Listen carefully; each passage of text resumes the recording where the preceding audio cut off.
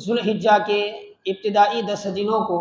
ایک خصوصیت کے ساتھ اللہ تبارک و تعالیٰ نے برکتیں عطا فرمائی، اور قرآن کریم میں قسمیہ طور پر اللہ نے اس کی عظمتیں بیان فرمائی۔ سورۃ الفجر میں اللہ نے فرمایا والفجر ولیال عشر والشفع والوتر، قسم ہے فجر کے وقت کی اور 10 راتوں کی اور جفت اور طاق کی۔ سیدنا جابر رضی اللہ تعالیٰ عنہ جو صحابی رسول ہیں، آپ سے مشہور محدث اور فقہ کے مشہور امام احمد بن حنبل رحمہ اللہ اپنی کتاب مسند احمد میں یہ روایت نقل فرمائی ہے کہ حضرت جابر رضی اللہ تعالیٰ عنہ فرماتے ہیں اللہ کے رسول صلی اللہ تعالی علیہ وسلم نے ارشاد فرمایا 10 راتوں سے مراد عشرہ ذی الحجہ کی راتیں ہیں۔ عشرہ ذی الحجہ یعنی اس ماہ کی جو ابتدائی 10 دن ہیں، یہ 10 دن 10 راتیں مراد ہیں، اور شفع اور وتر جفت اور طاق سے مراد کیا ہے؟ تو آپ نے فرمایا جفت سے مراد عید کا دن ہے، یوم النحر ہے، اور طاق سے مراد عرفہ کا دن ہے، 9ویں ذی الحجہ کا دن ہے۔ اللہ نے قسمیہ طور پر ان دنوں کی قسم اس لیے یاد فرمائی تاکہ اس کی عظمتیں، اس کی برکتیں لوگوں کے ذہنوں میں کیا ہے منقش ہو جائیں، بیٹھ جائیں، لوگ اس کی اہمیت کو سمجھیں، اور زندگی میں جب جب یہ ایام آئیں تو عام دنوں کے مقابل میں نیکیاں کرنے میں اس میں اضافہ کریں۔ چنانچہ سرتاج اولیاء سرخیل اولیاء حضرت عبد القادر جیلانی محبوب سبحانی رضی اللہ تعالیٰ عنہ الغنیہ لطالب طریق الحق، جو عام سچ زبان میں جس کو غنیت الطالبین کہتے ہیں، اس میں آپ نے یہ روایت نقل فرمائی ہے کہ جب عشرہ ذی الحجہ شروع ہو جائے، ذی الحجہ کے یہ ابتدائی ایام 10 دن تک چلتے رہیں، تو جدو بالطاعتی، اطاعت میں کیا ہے زیادہ کوشش کرو، فرما برداری میں زیادہ کوشش کرو۔ کیونکہ اللہ تبارک و تعالیٰ نے اس کے دنوں کو بڑی برکت عطا فرمائی ہے، اور اس کے دنوں کو جو برکت ہے وہی اس کی راتوں کو بھی برکت ہے۔ دن کو جو اللہ نے حرمت عطا فرمائی، جو برکت عطا فرمائی، وہی اس کی راتوں کو بھی اللہ تبارک و تعالیٰ نے برکتیں عطا فرمائی ہیں۔ اور اللہ کی توفیق سے، اللہ کے کرم سے ہم انہی ایام سے گزر رہے ہیں۔ آج عشرہ ذی الحجہ شروع ہو چکا ہے، اور انشاءاللہ جمعرات کے دن 10 ذی الحجہ اور عید الاضحیٰ ہوگی۔ تو اب ہم یہ جو ایام ہمارے گزر رہے ہیں، یہ انہی 10 دنوں کی بابت ہے جس کے بارے میں احادیث پاک میں عظمتیں اور برکتیں بیان کی گئی ہیں۔ اور سامعین محترم اعزائے گرامی، کیوں یہ عظمتیں بیان کی جا رہی ہیں؟ خاص طور پر ان ایام کو خصوصیت کے ساتھ کیوں ذکر کیا جا رہا ہے؟ سیدھی سی بات ہے، انسان کی طبیعت اور فطرت میں یہ بات داخل ہے، وہ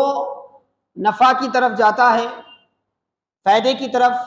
اس کا نفس بہت جلدی مائل ہوتا ہے، اس کا دل ایک دم سے مائل ہوتا ہے، اور سب سے بڑا نفع تو کیا ہے؟ آخرت کا نفع ہے، جس کے نفع کے مقابل میں کوئی نفع نہیں ہے، کیونکہ والآخرۃ خیر و ابقیٰ، اللہ نے فرمایا آخرت بہتر بھی ہے دنیا کے نفع کے مقابل میں، اور باقی رہنے والی بھی۔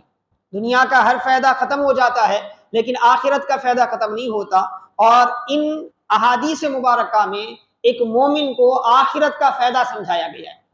آخرت میں کیا فائدہ ہوگا؟ ان دنوں کی جو قدر کرنے والا ہے، ان دنوں کی اہمیت کو سامنے رکھتے ہوئے جو بندہ عبادتیں کرتا ہے، اس کو کیا عظمتیں ملنے والی ہے، اس کو خصوصیت کے ساتھ بیان کیا گیا، تاکہ ہم جو روزمرہ عبادت کے پابند بھی ہیں اور الحمدللہ اللہ کی توفیق سے کر بھی رہے ہیں، اور بھی کرنا چاہیے ہمیں، اس کے ساتھ ساتھ جب ایسے برکت والے دن آ جائیں، ایسے رحمت والے دن آ جائیں، تو ہماری عبادت میں اور اضافہ ہو،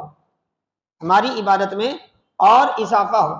یہ شریعت کا مزاج ہے، یہ شریعت کا طریقہ ہے۔ آپ کثرت سے محدثین کی کتابیں پڑھیں، اور خصوصیت کے ساتھ ان کی کتابوں میں ایام کو لے کر، لیالی کو لے کر، شب و روز کو لے کر، الگ الگ خاص ایام کو لے کر جو روایتیں ملتی ہیں، اس کی اہم وجہ یہی ہے کہ انسان کو خصوصیت کے ساتھ ان دنوں میں عبادت کے لیے متوجہ کیا جائے۔ اور حاضرین محترم اعزائے گرامی، ایسی ہی ایک فضیلت بیان کرتے ہوئے میرے آقا علیہ الصلوۃ والسلام نے فرمایا، اس کو امام ابو عیسیٰ ترمذی رحمۃ اللہ علیہ جو صحاح ستہ کے مشہور امام ہیں، حدیث پاک کی 6 اہل سنت کے یہاں معتمد علیہ کتابیں جو ہیں ان میں سے ایک امام ابو عیسیٰ ترمذی رحمۃ اللہ علیہ کی کتاب ہے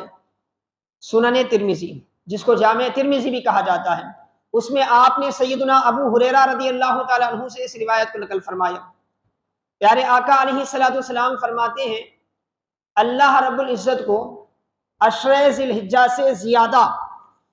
کسی دن میں اس کی عبادت کی جائے اتنا محبوب نہیں ہے۔ مطلب سب سے زیادہ اللہ تبارک و تعالیٰ یہ پسند فرماتا ہے اس کے بندوں کے حوالے سے کہ عشرہ ذی الحجہ میں وہ خوب عبادت کرے۔ عام دنوں کی عبادت بھی اللہ کو پسند ہے، لیکن زیادہ پسند ہے، بہت زیادہ محبت، بہت زیادہ پیار اللہ کو اس بندے کی عبادت پر آتا ہے جو یہ عشرہ ذی الحجہ میں کرتا ہے، یہ 10 دن میں جو عبادت کرتا ہے۔ اور عبادت ایک جامع لفظ ہے۔ عبادت حدیث پاک میں آپ غور کریں، اللہ کے رسول نے کیا فرمایا؟ عشرہ ذی الحجہ سے زیادہ کسی ایام کو اللہ اس میں عبادت کیے جانے کو پسند نہیں کرتا جتنا عشرہ ذی الحجہ کو کرتا ہے، یعنی عشرہ ذی الحجہ میں زیادہ عبادت کو پسند کیا جاتا ہے۔ عبادت کیا ہے؟ نماز بھی عبادت ہے، قرآن کی تلاوت بھی عبادت ہے،